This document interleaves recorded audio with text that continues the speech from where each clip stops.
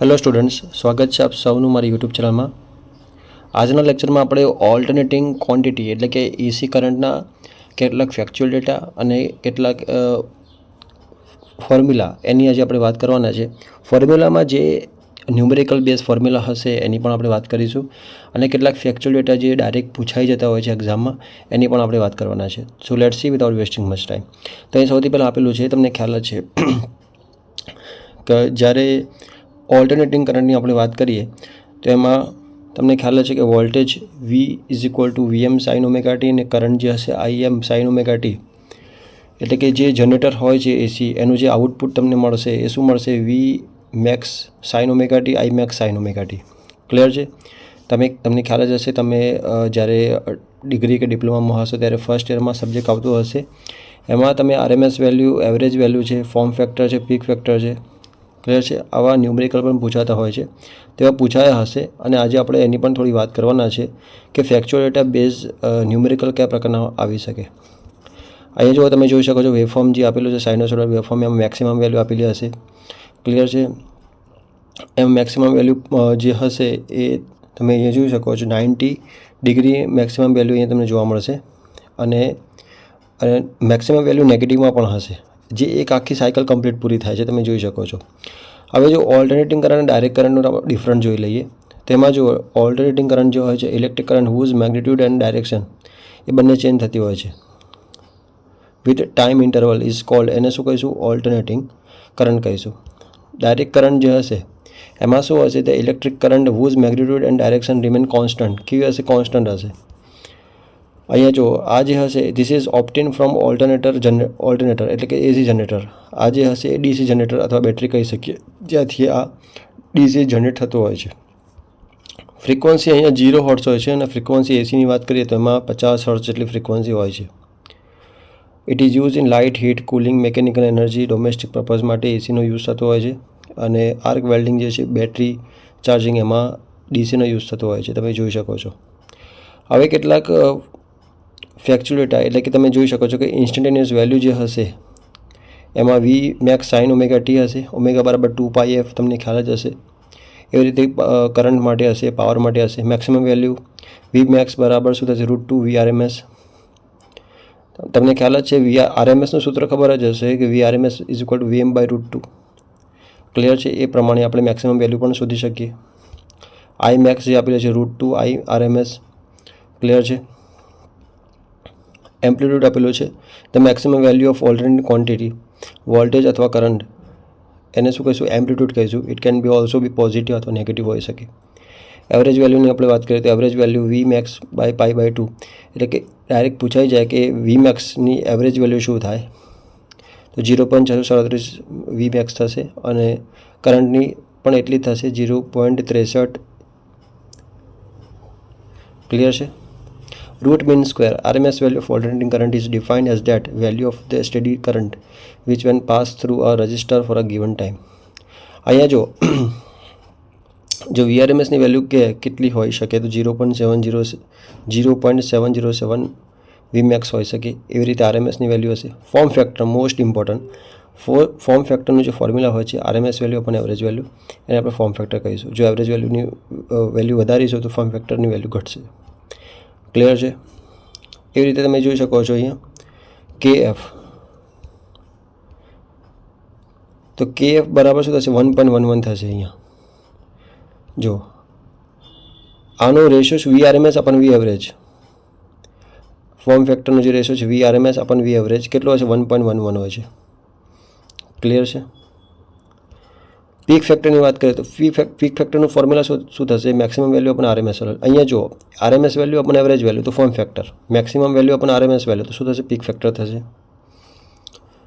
Clear છે? Peak factor પૂછાય એક્ઝામમાં. જો it is also known as a crest factor પણ કહીશું, પીક કોફિશિયન્ટ કહીશું અથવા મેક્સિમમ કોફિશિયન્ટ પણ કહીશું એને. ક્લિયર છે? 1.414 જેટલો હોય છે. પાવર ફેક્ટરની વાત કરીએ તો R/Z કરીશું, એને પાવર ફેક્ટર કહીશું. cos phi = R/Z. R એ તમે જોઈશું cos phi = રિયલ પાવર આપણે એપરન્ટ પાવર કહીશું. બીજા અનેક પાવર છે, active power, apparent power. Clear છે? ઓમેગા = 2πf થાય, ખ્યાલ જ છે. Wavelength the entire length of complete wave is called periodic time or time period. T is equal to 1/f. ફ્રિકવન્સીનો ફોર્મ્યુલા તમને ખ્યાલ હશે, wave velocity v is equal to r omega, યાદ રાખજો. ફેઝ ડિફરન્સ, વોલ્ટેજ તમને ખ્યાલ જ છે કે રજિસ્ટરમાં વોલ્ટેજ અને કરંટ ફેઝ ડિફરન્સ 0 હોય છે. ક્લિયર છે? એવી રીતે ઇન્ડક્ટરના કેસમાં જોઈશું, કેપેસિટરના કેસમાં જોઈશું આપણે. ચલો ઇમ્પોર્ટન્ટ જઈએ અહીંયા. જો સાઇનોસોઇડની વાત હોય, તમારે ફોર્મ ફેક્ટર કીધું તો 1.1 થશે, પીક ફેક્ટર 1.41 થશે. ક્લિયર છે? એવી જ રીતે તમે જો હાફ વેવ માટે પૂછાય ફોર્મ ફેક્ટર 1.57, અહીંયા પીક ફેક્ટર શું થશે 2.0 એટલે 2 થશે. ફૂલ વેવ રેક્ટિફાયરમાં 1.11 અને પીક ફેક્ટર શું થશે 1.41. આ ફોર્મ્યુલાનો યુઝ કરીને મળશે, ડાયરેક્ટ નહીં મળે. આ ફોર્મ્યુલા તમે યુઝ કરશો ત્યારે તમને 1.41 મળશે. એવી રીતે રેક્ટેન્ગ્યુલર સ્ક્વેર વેવની વાત કરીએ તો kf ઇઝ ઇક્વલ ટુ 1 થશે. RMS value is equal two I max. Average value કે ક્લિયર છે, I max થશે. ટ્રાયંગલની વાત કરીએ તો પીક ફેક્ટર સૌથી વધારે કોણ હોય છે એક્ઝામમાં પૂછાય તો ટ્રાયંગલ વેવફોર્મ જે હશે એનો વધારે હશે. ફોર્મ ફેક્ટર જે હશે 1.16 હશે.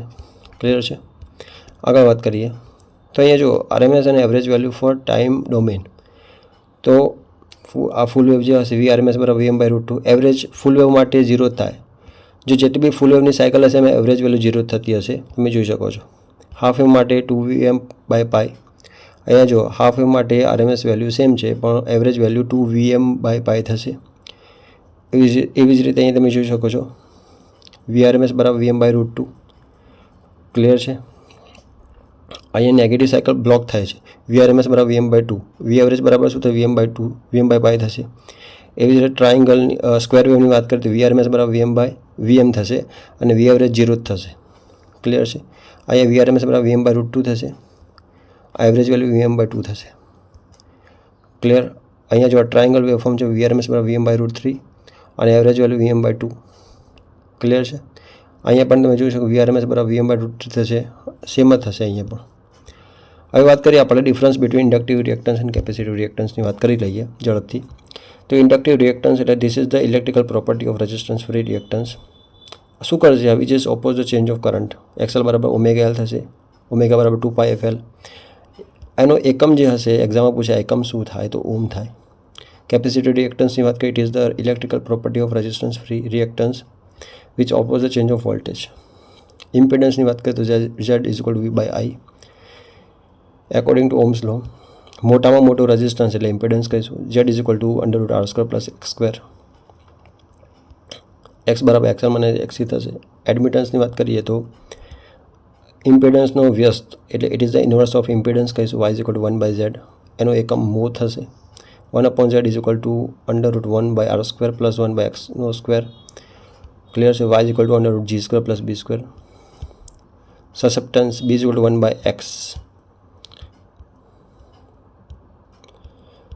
તો સસેપ્ટન્સ શું થશે? It is the inverse of reactance. B is equal to 1/X mho.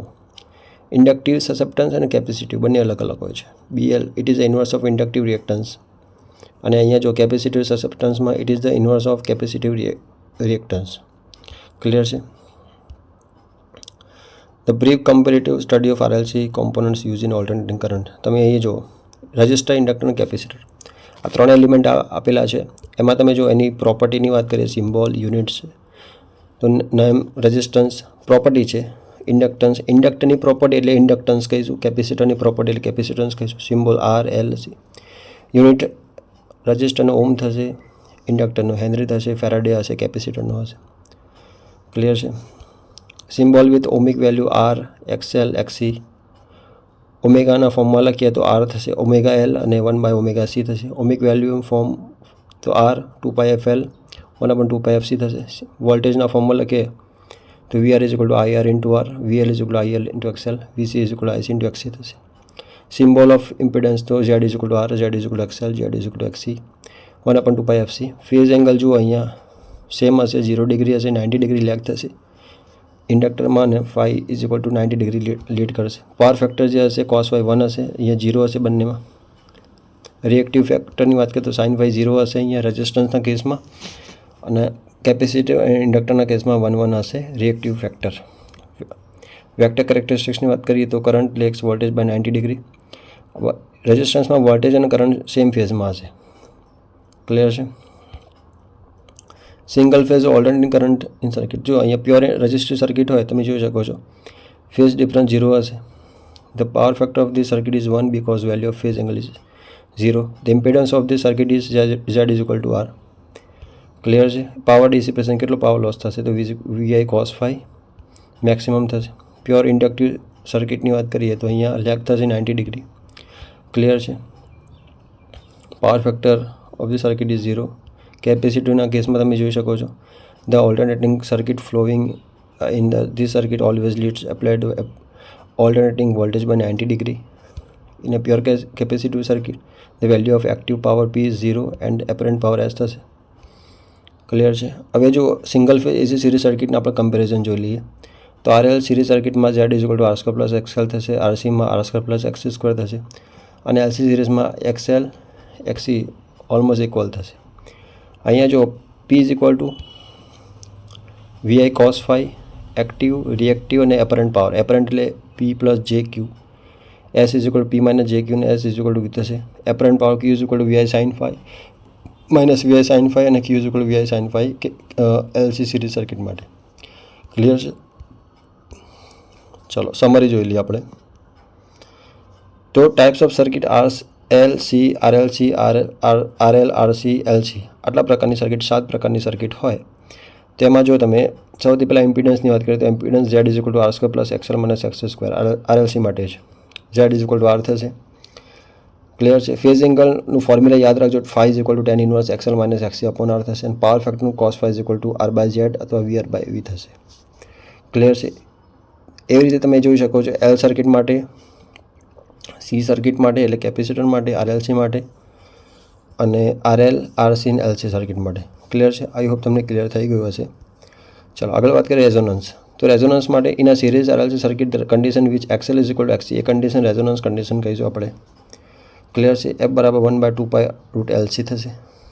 Series circuit માટે યાદ રાખજો F is 1/2 pi under root LC. Series and parallel resonance circuit are use as band pass band stop ફિલ્ટર્સના અંદર use થાય છે electronics ડિવાઇસમાં. Clear છે. Most important આમાંથી એક્ઝામમાં ક્વેશ્ચન પૂછાશે જ. Comparison of series and parallel resonance circuit. તો ઇમ્પિડન્સ રેઝોનન્સ તમે જો અહીંયા RLC સિરીઝ સર્કિટની અંદર મિનિમમ હોય છે અને પેરેલલ સર્કિટની અંદર ઇમ્પિડન્સ રેઝોનન્સ મેક્સિમમ હોય છે. ઇફેક્ટિવ ઇમ્પિડન્સની વાત કરીએ તો R હશે અને અહીંયા L/C RC થશે. Clear. Current resonance condition maximum હશે V/R અને મિનિમમ હશે પેરેલલ RLC સર્કિટમાં. પાવર ફેક્ટર યુનિટી હશે બંનેમાં. Resonance frequency 1/2 pi under root LC same હશે. મેગ્નિફાઈ અહીંયા વોલ્ટેજ હશે અને એ કરંટ હશે.